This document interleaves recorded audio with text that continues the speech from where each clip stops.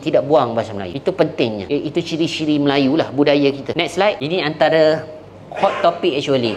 Dan saya pun agak pelik lah. Akademian kita kurang buat agak detail berkenaan bunga emas. Ini adalah bunga emas terakhir daripada Terengganu kepada Bangkok tahun 1909. Saya cuba bawa ke tengah isu bunga emas ni sebab bunga emas Terengganu berbeza dengan negeri-negeri lain. Tengok berapa besar saiz bunga emas Terengganu. 5 kaki. Bukan kecil. Kedah, Perlis, Kelantan bunga emas di kecil. Kalau bunga emas Kedah boleh tengok sekarang dalam Istana Kedah di sebelah tuanku. Itu replika bunga emas Kedah. Ini sebagai bukti bunga emas Terengganu besar. Ada kisah dia bunga emas besar. Sebab bunga emas Terengganu bukan bersifat naungan. Dia bersifat sebagai sahabat. Sebab kalau sahabat, dia tidak bagi barang yang kata kita menyembah. Kita bagi barang setaraf. Bila bunga emas ni dibagi, dia buat collection 3 tahun sekali, nilai dia dalam 5,000. Saya tidak pasti pound ke apa ke, tapi nilai dia 5,000. Dibalas balik oleh kerajaan Siam dengan nilai yang sama, 5,000. Dan kita tengok dalam tradisi bunga emas ni diberi oleh negeri-negeri di Asia Tenggara dan dia mencontohi budaya dengan China. Jadi isu bunga emas ni kita kurang tengok. Kita selalu nampak tanah Melayu dengan Siam saja. Kita tidak tengok Siam dengan negeri lain. Siam sebenarnya bagi bunga emas kepada China. Dia bagi ke China. Dan bunga emas itu bukan bukti dia jajahan kepada China. Tapi Siam ni dia oleh kerana dia kontrol advisor, dia dah ada pengaruh kuat yang kolonial, dia nak tekan kita dan membuktikan bunga emas tu sebagai bukti kita ni bekas jajahan dia. Bukan. Bila saya buat kajian, saya baca balik, China pernah menuntut dengan Siam pada tahun 1880. Kenapa Siam tak hantar bunga emas? China pernah tuntut dengan Siam. Masa tu dah bergolak Siam, China dengan perang candu dia apa semua. Budaya. Bunga emas ini adalah budaya. Tapi dalam pengkesahan bunga emas ni, akademian kita